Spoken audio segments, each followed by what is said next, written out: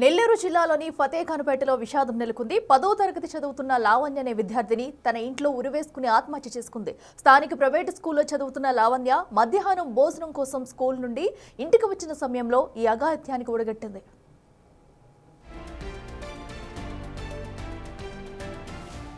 ఈ ఘటనతో ఆగ్రహించిన కుటుంబ సభ్యులు, బంధువులు స్కూల్ యాజమాన్యం నిర్లక్ష్యం వల్లే తమ బిడ్డ ప్రాణాలు పోయాయని ఆరోపిస్తూ పాఠశాల వద్ద ఆందోళనకు దిగారు. స్కూల్లో చదువుతున్న ఓ విద్యార్థి గత కొంతకాలంగా లావణ్యకు ప్రేమ సందేశాలు పంపి వేధిస్తున్నాడని, ఈ విషయం తెలిసినా స్కూల్ యాజమాన్యం సరైన చర్యలు తీసుకోలేదని కుటుంబ సభ్యులు ఆరోపిస్తున్నారు.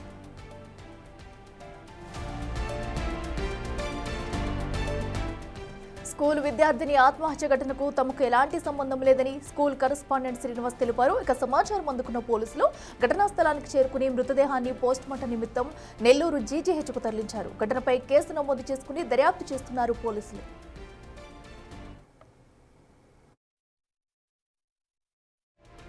నెల్లూరు నగరంలోనే ఫతేఖాన్పేటలో 10వ తరగతి చదివే విద్యార్థిని ఆత్మహత్య చేసుకుంది. ఈ యొక్క విద్యార్థిని కూడా ప్రియాంక అనే స్కూల్లో కూడా స్కూల్లో చదువుతుంది 10వ తరగతి. ఈ యొక్క స్కూల్ నుంచి మధ్యాహ్నం భోజనానికి ఇంటికి వెళ్ళిన తర్వాత ఆ యొక్క విద్యార్థిని వారి నివాసంలో ఉరేసుకొని చదవడం జరిగింది. అయితే ఇక్కడ ఈ స్కూల్ వద్ద కూడా ఈ యొక్క విద్యార్థిని యొక్క తల్లిదండ్రులు కూడా ఇక్కడ ఆందోళన చెందుతున్నటువంటి పరిస్థితి మనం ఇక్కడ చూడవచ్చు.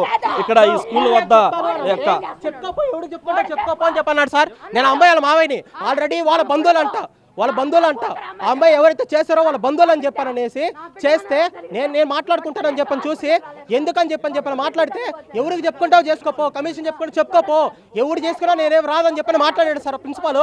ఆయన చెప్తున్నాడు ఆయన ఇద్దరు భార్యలు పెట్టుకొని వాళ్ళు కూతురు చచ్చిపోతే ఒప్పుకుంటారు సార్ లోపల కూర్చొని. సరే సార్ వాళ్ళు పొద్దున్న ఎల్కేజీ కానీ ఇద్దరు పిల్లకాయలు అక్కడ చదివినప్పటి నుంచి వచ్చి ఇక్కడ నిలబడుతున్నాడా? నిలబట్టలేదు. ఆడపిల్ల అదే ఇద్దరు భార్యకి వాడికి ఉంచుకున్న భార్యకి జరిగితే ఒప్పుకుంటాడా? ఇప్పుడు సొంత కూతురు ఇద్దరు పిల్లకాయలు అక్కడ చేపించాడు సార్, ఒప్పుకుంటారా? చూడండి ఎందుకు దాచుకుంటున్నాడు? తప్పు లేకపోతే రావచ్చు కదా. మా స్కూల్ తప్పు లేనప్పుడు వచ్చి చేయాలి కదా. మనం చూస్తా ఉన్నాము ఈ యొక్క స్కూల్ వద్ద కూడా యొక్క కుటుంబ సభ్యులు, వారి అమ్మమ్మ కావచ్చు, ఒక తల్లిదండ్రులు కూడా ఇక్కడ విద్యార్థి సంఘాలు కూడా ఇక్కడికి వచ్చి ఆ యొక్క ఆందోళన జరుపుతున్నటువంటి విషయం కూడా మనం ఇక్కడ గమనించవచ్చు. భారీగా ఇక్కడికి వచ్చి ఆ యొక్క కుటుంబ సభ్యులంతా కూడా చేరుకొని ఆ యొక్క స్కూల్ వద్ద ఆందోళన చేస్తా ఉన్నటువంటి పరిస్థితి. ఆ కరెస్పాండెంట్ కూడా ఇక్కడే ఉన్నారు. ఆయన అడిగి ఇక్కడ జరిగినటువంటి విషయాన్ని కూడా ఆయన ద్వారా ఏం జరిగింది అన్నటువంటి విషయాన్ని కూడా తెలుసుకుందాం. సార్ చెప్పండి, అసలు ఏం జరిగింది? వారైతే పూర్తిగా మీ మీద ఆరోపిస్తూ ఉన్నారు. మార్నింగ్ 8:30కి స్కూల్కి వచ్చారండి. 8:30కి స్కూల్కి వచ్చారు. ఇక్కడ ఈ హాల్లోనే చదివించాము. 10:30 వరకు చదివించాము. 10:30కి ఎగ్జామ్ రాశారు. తర్వాత 12:30కి 12:35కి ఎగ్జామ్ అయిపోయింది. ఆ అమ్మాయి బాగా ఎగ్జామ్ అయితే రాసింది, పేపర్ ఇచ్చింది, హ్యాపీగా నవ్వుతానే ఇంటికి వెళ్ళింది. అప్పుడు దాకా సిఐ గారు, ఎస్ఐ గారు వీళ్ళందరూ వచ్చారు. సీసీ ఫుటేజెస్ అన్నీ ఉన్నాయి, అడంతా కూడా చూసుకున్నారు, పోయారు. మేమైతే అమ్మాయిని ఏం అనింది లేదు, చేసింది ఏమనేది ఏం లేదు. వాళ్ళ ఆరోపణలు తప్పితే మాకు ఏదన్నా ఉంటే అట్లాగే చూసుకొని చెక్ చేసుకోమని చెప్పండి. దానికి బాధ్యులైతే మమ్మల్ని కూడా శిక్షించండి, దానికైతే ఇబ్బంది అయితే ఏం లేదు. అయితే మీకు సంబంధించినటువంటి బంధువుగా ఉన్నటువంటి ఒక విద్యార్థి ఇటీవల మెసేజ్ అంటే ప్రేమిస్తున్నానంటే కూడా అంటే ఆ విద్యార్థి కూడా మీకు బంధువు అని చెప్పి దానికి సంబంధించి ఒక్క నిమిషం అండి, దానికి సంబంధించి మిమ్మల్ని కూడా అడిగితే నేను అడుగుతాను, నేను కంట్రోల్ చేస్తానని చెప్పారని అంటున్నారు తల్లిదండ్రులు.